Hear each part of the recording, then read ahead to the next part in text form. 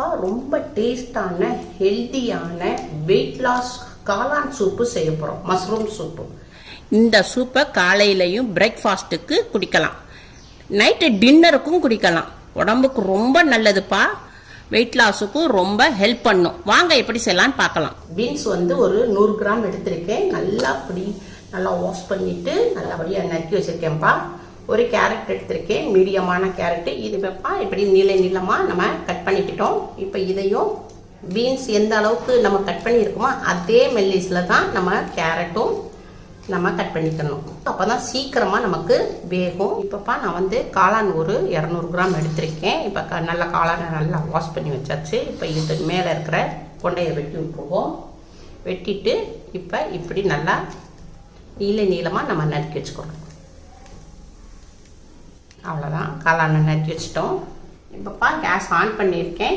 ஒரு சட்டி வச்சுருக்கேன். இதில் கொஞ்சம் தண்ணி வச்சுக்கிடுவோம்.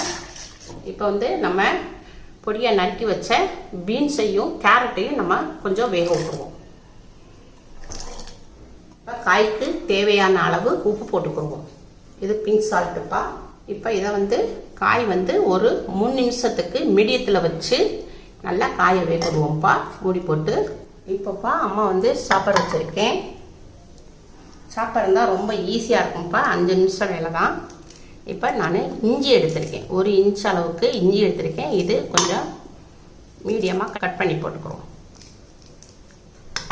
அதே மாதிரி ஒரு 6 வெள்ளைப்பூடு எடுத்திருக்கேன். இதையும் நம்ம 2 கட் பண்ணி போட்டுக்குவோம். வெள்ளைப்பூள்ள நல்லா ப்ரெஷருக்கு ரொம்ப நல்லதுப்பா. பிபி உள்ளவங்களுக்கு, ப்ரெஷர் உள்ளவங்களுக்கு நல்லா கண்ட்ரோல் பண்ணும். கேஸ் ப்ராப்ளமே நல்லா தீர்க்கும். மூடி போட்டுக்கணும். இப்போ சாப்பரை இப்போப்பா நம்ம சாப்பரில் அடிச்சுக்கிட்டோம். உங்களுக்கு சாப்பர் இல்லைன்னா நல்லா பொடியாக கத்தியில் வந்து நறுக்கிக்கோங்கப்பா. இதை வந்து பவுலில் மாற்றிக்கிடுவோம். நம்ம இதை வந்து வெள்ளைப்பூடு இதெல்லாம் நம்ம போடும்போது நல்ல நம்மளுக்கு ஃப்ளேவர் கொடுக்கும். இப்போப்பா சின்ன வெங்காயம் வந்து நம்மளுக்கு வந்து உடம்ப சூட்டை தணிக்கும். இன்னொன்று வந்து வெயிட் லாஸ்க்கு ரொம்ப நல்லா ஹெல்ப் பண்ணும்ப்பா. ப்ரெஷருக்கு ரொம்ப நல்லது. சின்ன வெங்காயம் நம்ம எவ்வளோக்கு எவ்வளோ சேர்க்குறோமோ அவ்வளோக்களவு நம்மளுக்கு ரொம்ப வெயிட் லாஸ்க்கு நல்லா ஹெல்ப் பண்ணும். இப்போ இதையும் நான் ஒரு 15 வெங்காயம் எடுத்திருக்கேன். இதையும் நம்ம சாப்பரில் அடிச்சுக்குவோம். சாப்பர்லனா கத்தியில் நல்லா பொடியாக நறுக்கிக்கோங்க. இப்போப்பா சின்ன வெங்காயத்தை நம்ம சாப்பரில் அடிச்சுக்கிட்டோம். நல்லா அடிச்சிருச்சு. இதையும் நம்ம பவுலில் மாற்றிக்குவோம். சின்ன வெங்காயத்தை நம்ம வந்து சாப்பரில் அடிச்சுக்கிட்டோம். நம்ம வீட்டிலப்பா நம்ம சின்ன வெங்காயத்தை இப்போ ரொம்ப சீசன் கம்மி தான். சின்ன வெங்காயம் பழைய வெங்காயமாக நம்ம ஒரு 10 கிலோ 5 கிலோ வாங்கி நம்ம போட்டுட்டோம்னா கூடையிலையோ இல்லை நல்லா பரட்டி விட்டு போட்டோம்னா உங்களுக்கு ஒரு 20 நாளையும் 1 மாதம்னாலும் கெடாது. நம்மளுக்கு அப்பப்போ தேவைப்பட்டப்ப நம்ம எடுத்து இப்படி யூஸ் பண்ணிக்கலாம். அப்போ நம்ம கேஸ் ஆன் பண்ணியிருக்கோம். ஒரு கடாயை வச்சுருக்கோம். இப்போ கடாய் கொஞ்சம் சூடாகட்டும். கடாய் கொஞ்சம் சூடாயிருச்சு. நம்ம வந்து ஒரு 1/2 ஸ்பூனு பட்டர் போட்டுக்குருவோம். சூப்புக்கு வந்துப்பா நம்ம பட்டர் போட்டோம்னா நல்லா ஃப்ளேவர் கொடுக்கும், சாப்பிடவும் ரொம்ப டேஸ்டாக இருக்கும். இப்போ நம்ம இஞ்சியையும் பூண்டும் நம்ம வந்து இதை வந்து சாப்பாடில் போட்டுருந்தோம் இல்லையா, இதை வந்து இதில் போட்டுக்குவோம். 1 டீஸ்பூனு சீரகம் போட்டுக்குருவோம்ப்பா. சீரகம் வந்து நம்ம ஜீரண சக்தியை கொடுக்கும், வெயிட் லாஸ்க்கும் நல்லா ஹெல்ப் பண்ணும். வந்து நம்ம வதக்கிக்கிடுவோம். சீரகம் நல்லா பொரியட்டும். வெள்ளைப்பூடு இஞ்சி எல்லாத்தையும் நம்ம போட்டுப்போம். நல்லா வதங்கட்டும். இப்போ கொஞ்சம் எல்லாம் இஞ்சி பூண்டு நல்லா வதங்கிருச்சு. நம்ம சாப்பாட்டில் போட்டிருந்த சின்ன வெங்காயத்தையும் இதில் போட்டுருவோம். இது நல்லா வெங்காயோடைய பச்சை வடை போகிற அளவுக்கு வதக்கிக்கிடுவோம். இப்போ ஒரு பச்சை மிளகாப்பா பொடிசாக இதை நறுக்கி போட்டுக்கிடுவோம். கொஞ்சம் பெருசாக கூட போட்டால் கூட பரவாயில்ல. பச்சை மிளகா வந்து நம்ம தனியாக எடுத்து வச்சிடலாம். உங்களுக்கு பச்சை மிளகா வேணும்னா போட்டுக்கோங்க. ஆனால் பச்சை மிளகா வந்து நல்லா கொஞ்சம் ஃப்ளேவர் கொடுக்கும். சின்ன பிள்ளைகளுக்கு சாப்பிட பிடிக்கலைன்னா பச்சை மிளகாவை எடுத்துருங்க. இப்போ வெங்காயத்தையும் வெள்ளைப்பூடையும் நல்லா வதக்கிட்டோம். பச்சை வடை போகிற அளவுக்கு நல்லா வதக்கியாச்சு. இப்போ நம்ம நறுக்கி வச்சுருந்த மஷ்ரூம் காளானை இதில் போட்டுக்குருவோம். இதையும் நல்லா ஒரு வதக்கிடணும். இப்போப்பா நம்ம தேவையான அளவுக்கு உப்பு போட்டுக்கிடுவோம், மஷ்ரூமுக்கு ஏற்ற அளவுக்கு. இதையும் நம்ம நல்லா வதக்கிடுவோம். பாருங்க, இப்போ நம்ம உருவிட்டு தண்ணி விடலப்பா, ஆனால் நம்மளுக்கு காளான்லேருந்து நல்லா தண்ணி விட்டுட்டு பாருங்க. நல்லா தண்ணி பசை பூரா காளான்லேருந்து இறங்கிருக்கு. இதை மீடியத்தில் வச்சு நல்லா வெங்காயம் வேகணும் இல்லையா, நல்லா கொஞ்சம் ஒரு 3 நிமிஷத்துக்கு நல்லா வதக்கிக்கிறோம். வெங்காயம் வெள்ளைப்படம்லாம் இருக்குல்லப்பா, அதெல்லாம் நல்லா வேகணும். இந்த காளானுடைய தண்ணியிலே நல்லா வதக்கிக்கிடுவோம். இப்போ நம்ம கேரட்டையும் பீன்ஸையும் வேக வச்சுருந்தோம் மீடியத்தில். இப்போ காய் நல்லா வெந்துருச்சு பாருங்க, நல்லா வெந்துருச்சு பாருங்க. நல்லா காய் ஃபுல்லாக நல்லா வெந்துருச்சு. இப்போ காயை தனியாக இறக்கிடுவோம். இப்போ நம்ம காளானை நல்லா வதக்கிட்டோம்ப்பா, நல்லா வதக்கிட்டோம். இப்போ இதில் கொஞ்சம் எடுத்து வச்சுக்குவோம். கொஞ்சம் தனியாக எடுத்து வச்சுக்குவோம். இப்போ கொஞ்சம் எடுத்து வச்சுக்கிட்டோம். இப்போ இந்த காய் வெந்திருக்கு இல்லையாப்பா, அதை இதில் கொட்டிடுவோம். இந்த காளானோட ஒரு கரண்டி எடுத்து வச்சுக்குவோம். இப்போ மீதி தான் இதில் ஊற்றிடுவோம். இப்போ நம்ம கொஞ்சம் தண்ணி ஊற்றிக்கிடுவோம்ப்பா. தண்ணி இது கொஞ்சம் வெந்துக்கிட்டு இருக்கட்டும். மீடியத்தில் வச்சுருக்கேன். ஒரு 3 நிமிஷம் நல்லா வேகட்டும்.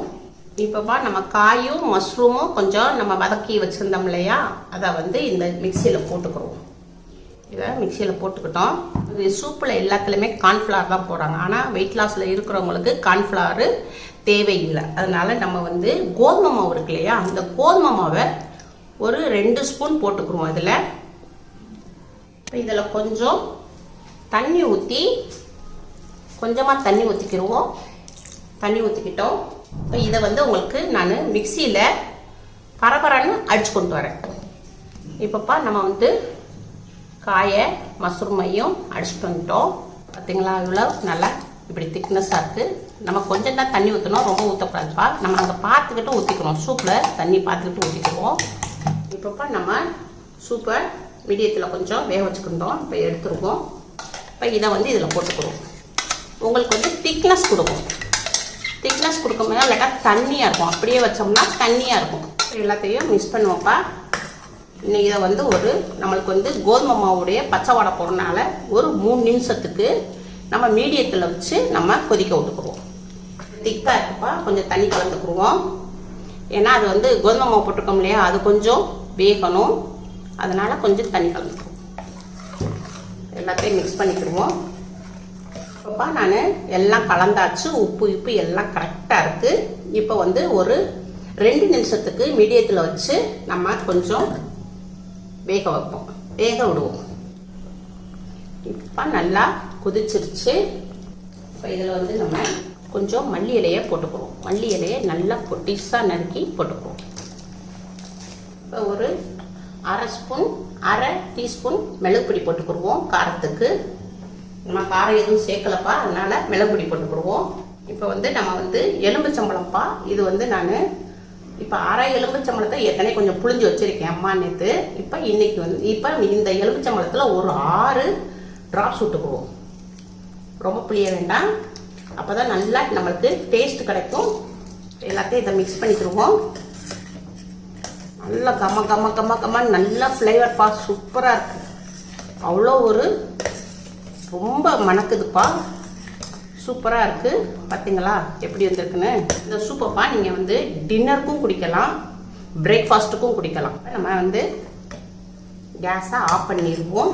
அவ்வளோதான், சூப்பு ரெடி. இப்போ இதை நம்ம ஒரு பவுலில் மாற்றிக்கிடுவோம். எவ்வளோ திக்காக இருக்குன்னு பார்த்தீங்களா, நல்லா இருக்குது, சூப்பராக இருக்குது, நல்லா மணக்குது. வெயிட் லாஸ்க்கு நல்லா ஹெல்ப் பண்ணும்பா. இப்போ நம்மளுக்கு காளானில் நல்ல வைட்டமின் டி இருக்குது. ரொம்ப ஸ்கின்னுக்கும் நல்லது, உங்களுக்கு கண்ணுக்கும் நல்லது. அதனால் இந்த மாதிரி சூப்பு நீங்கள் செஞ்சு பாருங்கள், ரொம்ப டேஸ்ட்டாக இருக்கும். வெயிட் லாஸில் இருக்கிறவங்களுக்கு, டயட்டில் இருக்கிறவங்களுக்கு, சின்ன பிள்ளைய, பெரியவங்க, சுகர் பேஷண்ட்டு எல்லாருமே சாப்பிடலாம். இப்போ அவ்வளோதான்ப்பா, காளான் சூப் ரெடி. ரொம்ப டேஸ்ட்டாக இருக்குப்பா, ரொம்ப டிஃப்ரெண்ட்டாக உங்களுக்கு நம்ம செஞ்சு காமிச்சிருக்கேன். நீங்கள் உங்கள் வீட்டில் எல்லாருமே செஞ்சு பாருங்கள், ரொம்ப டேஸ்ட்டாக இருக்கும். அம்மாவுக்கு கமெண்ட்டில் சொல்லுங்கள். அம்மாவுக்கு லைக் பண்ணுங்க, ஷேர் பண்ணுங்க, சப்ஸ்கிரைப் பண்ணுங்க.